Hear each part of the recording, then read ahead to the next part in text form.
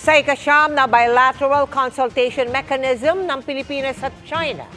Pinalutang ng China ang magkatuwang na pamamahala sa sitwasyon sa Ayungin Shoal.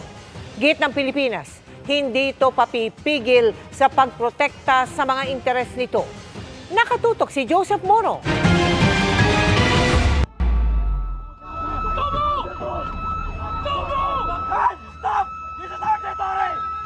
Kasunod ng panghaharas ng China Coast Guard sa mga sundalong Pilipino sa Ayungin Shoal noong June 17 na ikinasugat ng isa sa kanila.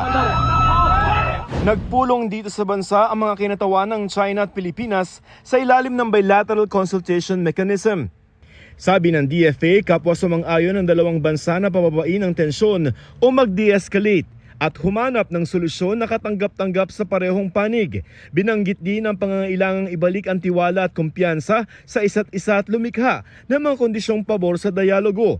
Pero idiniin din ni Foreign Affairs Undersecretary Maria Teresa Lazaro sa Vice Foreign Minister ng China na hindi papipigil ang Pilipinas sa pagprotekta ng mga interes, soberanya, sovereign rights at jurisdiction nito sa West Philippine Sea. Pero paghimok ng China sa Pilipinas, hayaan ang magkatuwang na pamamahala sa sitwasyon sa Ayungin Shoal kasama ang China. Kasabayan ng panawagan sa Pilipinas na itigil ang umano'y pang-udyok at pagbalik sa dialogo at konsultasyon. Nililinaw namin sa Chinese Embassy kung anong ibig sabihin nito sa magkatuwang na pamamahala sa sitwasyon pero wala pa silang tugon. Para sa maritime law expert na si Professor J. Batong Bakal, the way they've been using that word is they would prefer that only the two countries be involved in whatever is necessary to manage the disputes, and they do not want the intervention of any third party.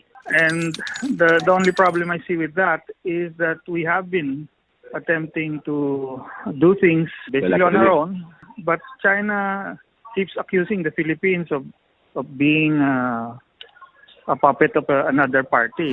ayon naman sa National Task Force for the West Philippine Sea, hindi mangyayari ang pagsasabi pa ng Pilipinas sa China tuwing may rotation at resupply mission sa BRP Sierra Madre, isang aktibong naval post sa Ayungin Shoal. Siyam na beses na nag-usap ang China at Pilipinas sa ilalim ng Bilateral Consultation Mechanism o BCM. Ang BCM ay binuo noong 2017 para dito pag-usapan ang mga sigulot para hindi na ito lumala.